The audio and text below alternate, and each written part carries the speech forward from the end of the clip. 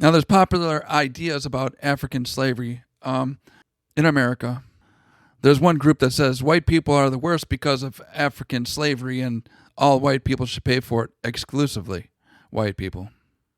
Then there's another group of people that says, well, Africans were sold by other Africans, and Europeans never actually went into Africa to steal Africans. They were sold, rightfully sold, as slaves, and slavery was worldwide at that time. So we covered a lot of this stuff in separate episodes, earlier episodes, but here I want to cover a little bit more from the trip from Africa to America. Yeah, I know a lot of people said that I was swearing a lot in other videos, so I'm going to try not to swear now. I'll still be an asshole, but I'll try to say use other terms to put you down. Anyway, there's garbage people with garbage ideas, and they spread garbage information. And I assume that this comes from a tribalistic standpoint, where it's basically my side against your side, kind of idea, right? Ideal. It's whether it's skin color or religion or politics. It's my side against your side, and they'll do whatever they need to do to get their point across, and they'll hurt anyone they need to get their point across. So a lot of people will lump together like all white people are racist. All white people have to pay us for slavery that happened back in the day, and so on and so forth. But I'll leave that to another video, another episode. How nonsensical that is. But anyways, let's talk about the slavery. So at the point of the 15th century, the English and French traders were not really interested in the acquisition of slaves like the Spanish and the Portuguese people were of Europe. At that time, the English and French wanted their hands on like gold, pepper, and ivory, like I mentioned before, during the 16th century, 15th, 16th century. And Spain and Portugal were busy gathering slaves from the coast of Africa for at least 100 years at that point. And Muslims and African states were trading with Europeans for centuries at that point.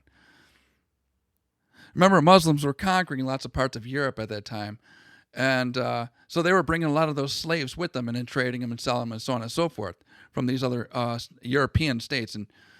And besides that, there was also the trade straight from Africa with the Muslim traders and the African states, either through Sicily or the Strait of Gibraltar, or over the Mediterranean Sea, either to Italy or to Greece or around to Constantinople. But yeah, slavery was widespread through Africa and Eurasia prior to the colonization of America, of the first days of America, of the Europeans in America hanging out and colonizing it to what we have today. I'm not talking about the fucking Vikings that showed up at some time or some other dudes that showed up, whatever. I'm talking about the goddamn people that showed up and colonized a place and that are still there. And because these places exist today is because of those people that colonized it. Not talking about the fucking Vikings or some Chinese or some African dudes that might have came on boats other times before that. Talking about the people that came here and colonized it, and they're still here to this day. And they speak that language. Like, for example, North America and United States are speaking English, where they were up until, a certain point. But then in Brazil, they have Portuguese, and then in other countries, they have either Spanish or Portuguese or French, like Haiti has France, right? But anyways, it has been a popular idea that the first Africans that were brought to the American islands were due to this through the suggestion of Bartolome De Las Casas, like I mentioned before. That Bartolome De Las Casas was like, "Hey, the natives of these areas of these islands are dying off," and he wrote in his book. We'll do that in a separate episode. We'll go over Bartolome De Las Casas' writings, But yeah, it's been a popular idea that Bartolome de las Casas is the one that we need to blame for bringing the Africans over to replace the dying and exhausted hands of the natives, the Taino and Carib Indians, and so on and so forth, of the people of the islands. Okay, let's move on. Now I'm gonna refer to that Fortunes of Africa book again by the author Martin Meredith that says that the first shipment of African slaves to America were a shipment from Spain. And the Portuguese and Spanish states had African slaves throughout the 15th century, and it wasn't until a few years later that the royal authority granted permission to transport 4,000 slaves from Guinea to the American Caribbean islands in the year 1518. Christopher Columbus was dead already for 12 years at that point. Christopher Columbus had died on May 20th, 1506, and he didn't live to see the slavery of Africans replace the American Indians at that point. But Christopher Columbus did fight Muslims back in Eurasia, or back in Europe and Africa. Uh, so he did see slavery. I'm sure Christopher Columbus did see a lot of slavery back in those days. I don't know how much African slavery he's seen, but I'm sure he's seen a good amount of it, especially through the Muslims that he was fighting and the Janissaries, right? And then the eunuchs, right? I got a eunuchs episode if you want to check that out. Anyways, let's move on.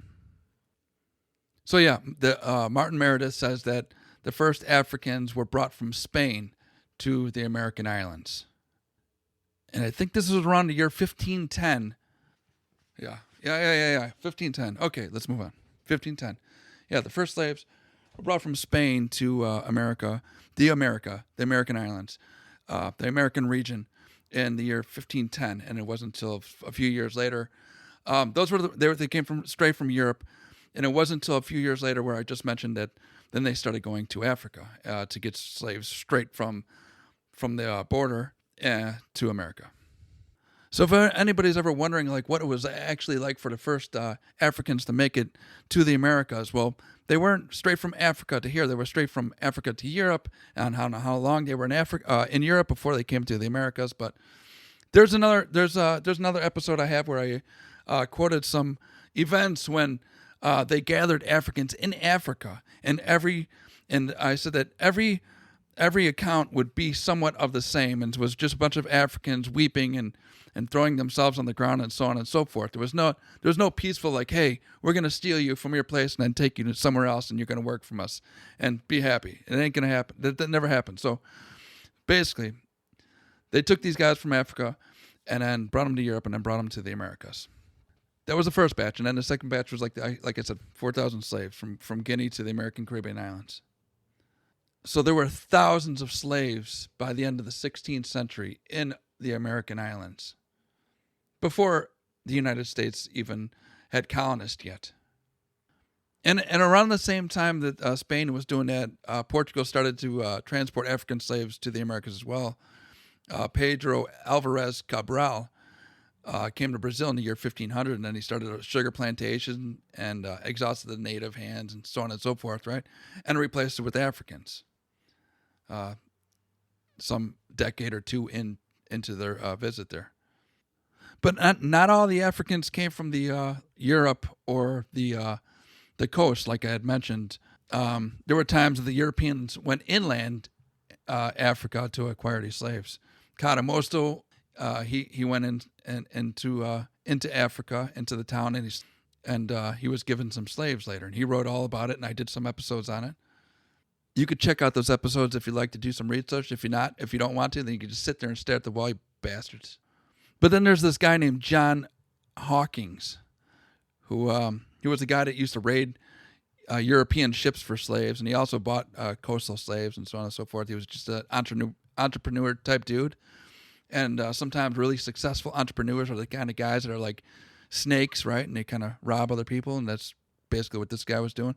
But anyways, he went to Africa, and he was staying in Africa for some time, and in the year 1567, Hawkins was in Sierra Leone, and he had purchased 150 slaves at that time. And when he was about to leave the area with the slaves, after he stayed for a little while, I don't remember exactly how long he stayed, maybe a few days or a few weeks, whatever it was. It wasn't very specific of all the things that he gathered there, and probably just having sex and having food and having fun, I assume, right? And then after he was about to leave Sierra Leone with these 150 purchased slaves, he was stopped by a couple African kings who had stopped him to ask him if he would battle with them. And as a reward of that battle, if he won, he was able to gather as many slaves from from the opposing African group.